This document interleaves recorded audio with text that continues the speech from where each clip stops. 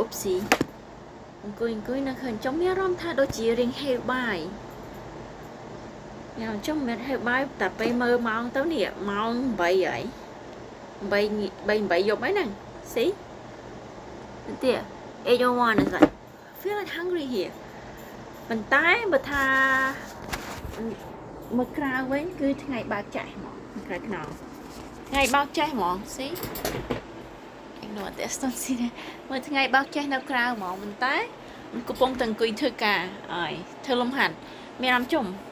ហេវបាយមិនទេតែពេលមកជុំម៉ោង8ក៏ពេតគឺរដូវក្តៅចូលរដូវក្តៅហើយពេលចឹងទៅអូយអត់ដឹងថាងាយទេម៉ោង8ហើយតែគឺចាស់ហ្មងនេះបើកថ្ងៃដល់ហើយនេះបើកថ្ងៃចាស់តែហ្មងថ្ងៃអត់តន់លិចទេ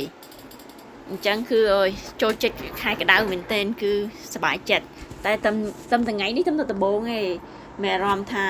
ម៉ោង8ខ្ញុំអត់តន់ហូបបាយងាយទេធម្មតាម៉ោង5អីខ្ញុំ6អីខ្ញុំហូបបាយហើយតែថ្ងៃនេះសារ៉ាពងទៅជក់ពងទៅជក់ពងទៅចាប់ធ្វើការងារច្រើនអញ្ចឹងទៅផ្លេចខ្លួនមានអារម្មណ៍តែហេបបាយអញ្ចឹងទៅហូបបាយសិនព្រោះម៉ោង8ហើយទោះជាមិនឆ្លាស់ក៏ដោយ